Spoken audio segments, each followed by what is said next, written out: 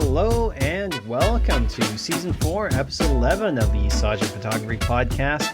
My name is Jason Teal, and this is part 2 of the New Year's special. And in this round, I'm going to be talking basically about what I'm looking forward to in the upcoming year.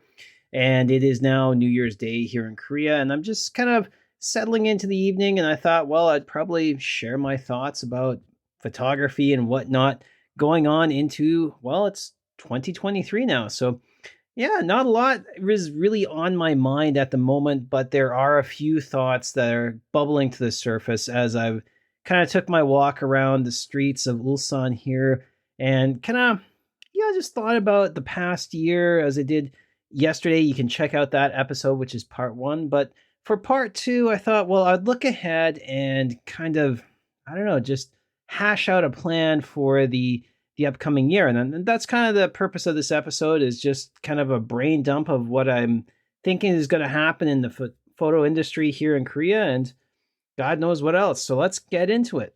Well, the one thing that I do have kicking around my brain is the fact that everything has increased in price here, especially in Korea, but I think around the world. And if you are a film photographer, then you know that especially color photography film is in short supply these days. And I've watched it go from probably about 12,000 won a roll for like the basic Kodak color film, all the way up now to 25 and 30,000 won a roll. And that is pretty crazy. And it's something that has kind of stopped my ambition for the retro camera kind of stuff right dead in its tracks, because honestly, there's not a lot of value that I see now in paying, $30 for a basic roll of film. And I don't know, like it's it's a tough call. I went out and I got some of the Santa film last week to, as a sort of a Christmas gift to myself. And that was about 25,000 won a roll. And I'm not sure if I mentioned it. Maybe I did, but I'll reiterate that the Santa film is a 35 millimeter, I think it was surveillance film from aerial surveillance. And it's made by a Finnish company. And basically, they're using Ukrainian refugees to help make the film. And I believe, they're giving jobs and donations and whatnot. Now, my favorite place here in Korea is Filmlog, and their place out in Gyeongju, but they have their flagship one up by Dongdaemun. Anyway, so they've bought a bunch of film. They've reached out to this company, and they're going to put together a donation for the refugees. And this is something that I can get behind. So I did cough up the money and buy a roll of film. And to be honest, I don't know if that's going to be the last film for me or not this year, because I really can't swing the prices. It's like you can get the Kentmere, 100 Pan 100 for about 8,000 won still, and that's black and white. And maybe that's good. I'll kick around a couple rolls of that. But as for the ferocity and the interest that I had, back in 2019 and 2020 when I got my dad's camera, it's a tough one.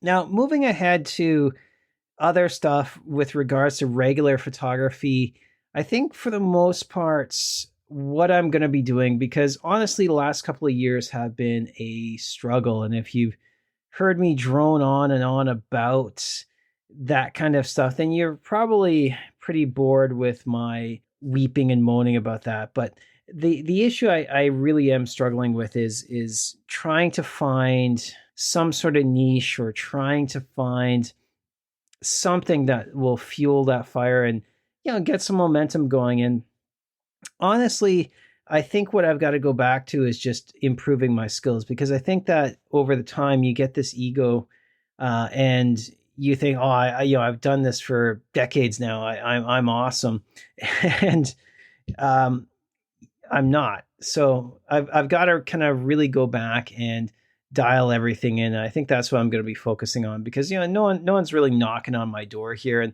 that's not really the point that I'm doing photography for. But when you see people that can fly into Korea for a couple of months and be booked solid in their area of expertise, make a chunk of money, and then fly back to wherever they live.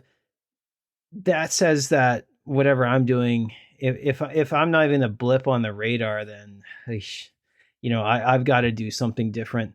And I think that's kind of what I have to do, because when I look back at 2018, pre-pandemic, but especially from 2015 to 2018, I had jobs. I worked for magazines. I had assignments. I was traveling. I did the Olympics. So that was eons ago now. And you can blame it on the pandemic or whatever you may want to, but the truth of the matter is that not a lot of people are really knocking on my door for jobs, and that's no other reason but my fault. So I want to go back to the drawing board this year and really dial in my technique and find really a focus where I can pour my creative energy, because I'm sort of just going back and forth and going to around different places, whatever strikes my fancy. And that's not really conducive to getting work. And that's sort of I guess for this year, that's sort of the purpose of what I'm looking at, is getting work.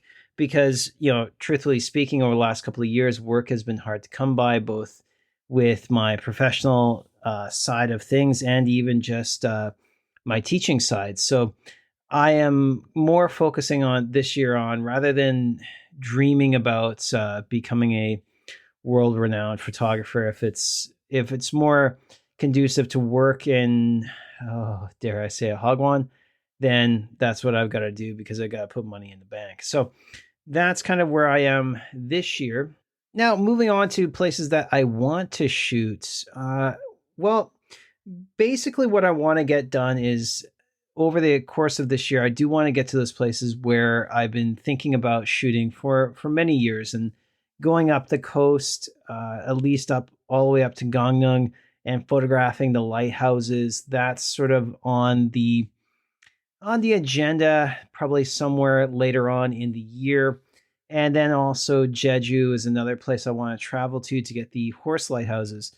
Now, outside of that, I do want to get back up to Seoul and get some cityscapes, um, because I think that since I really got into the cityscape stuff and then let it simmer while everybody else was kind of going on and doing their thing, the skyline of Seoul has drastically changed. And I do want to get some shots showing that changed landscape. That's basically it. Again, I want to focus on building up my skills, I guess you could say. So using long exposure, I want to use, focus stacking, things like that, to really make these shots, or the shots that I normally get, much, much better. So maybe that can get me some work. So that's sort of what I'm steering towards with travel and whatnot. With regards to the podcast, I dropped the ball this year, or last year, I guess you could say. So what I'm trying to do is just get back into producing the content. And kind of what I stumbled on last year was just, I was waiting for people to get back to me. And there was that sense of, I had a schedule that I'd put together. And once I'd sort of waited and missed the week of, whatever, I was really reluctant to get back on and just produce content like this. So I'm going to try and get back into the rhythm of producing weekly content, whether it be an interview or just me talking about the weekly shoots. And kind of going on with that, I am looking more into getting into weekly shoots and just challenging myself to kind of photograph what I can in the area with the time that I have. So kind of going off of that, that's what I'm looking at this year. Now, you can't have a photography New Year's kind of show without talking about gear. And you know me, I'm not really a gear kind of guy. So if you're saying, Jason, what are you going to buy this year? I'm going to tell you nothing. Well, I probably will pick up a GoPro or something throughout the year, just because I do want to get into a little bit more. Oh, don't kill me when I says, ooh, I okay. I want to get into TikTok, and it sounds dirty when I say it, but I've been putting together a few videos. But again, I want to kind of make more instructional videos and kind of show the behind the scenes. Like, I don't want to be the douchebag going like, here, if you want your photos to look like this, do this, and then like, holding up a fucking prism to the side of your camera like a fucking idiot. No, what I want to do is basic photo stuff here in Korea. So when I'm out shooting a long exposure in Gijong, I can show you exactly what I'm doing in the field and post processing maybe, and then basically take you through how I get it done. And that's really what I want to do. The iPhone, I'm still rocking the iPhone 7 Plus, so that's got to get upgraded. But I do want to get a dedicated, like GoPro or DJI Osmo or something that will allow me to do these little like behind the scenes tutorial videos. And, again, like that's something that I need to develop and build up a skill for. And I'm kind of excited about that. But that's basically it. Like, I mean, I think where a lot of people get off, and I'm trying to save some time here, but bottom line is if you're looking for a camera to make you a better photographer, you're looking in the wrong place. And even if you have, like I met a guy that bought a Hasselblad and all this stuff, and he was going on, and I think he's finger painting now or something like that. Like, it's it's not going to make you a great photographer. It's just a way to put a hole in your wallet. So again, going back to what I was saying before, I'm really focusing on making and improving my photos, and then dialing everything in, even the cinemagraphs. I have ideas for cinemagraphs, and yes, I still do cinemagraphs. I still work with Flixel, but it's I'm not sure what's going on with that company. They've shifted management a number of years ago, but I'm still eager to produce the odd cinemagraph here and there. And that's something, I've been thinking about, especially over the Christmas season, about just how to make those better, how to use that with, say, the Olson Online stuff that I've been working with, and who knows what. So that's basically it. I am excited for the new year. I'm the type of person that I look at the beginning of the year with high hopes. And this is something that I remember a friend of mine, Griffin Stewart from the 5-Day Deal, used to always coach me on and say, like, like, you've got grand plans, you've got to follow through, and don't just say, oh, I'm going to do, podcasts or blog posts every day. And then, 2 months down the road, you're doing once every 3 months. And that's kind of what's in the back of my head right now, is just, I want to improve. So I got to, take the time to study and experiment, and I have to consistently kind of produce stuff and put that thing into action, because I think where a lot of people go wrong, and not so much in the photography, but they sort of get into planning and they have all these big dreams and high hopes, and then 3 months down the road, it's tough. Or you've say for like my lighthouse thing, where you've shot all the lighthouses within an hour drive of your respected location, and then now it's you've got to put the actual planning in to get to different places, or you've got to figure out the tide little schedules, and buy filters, and it's not as easy as just picking up the camera and shooting. So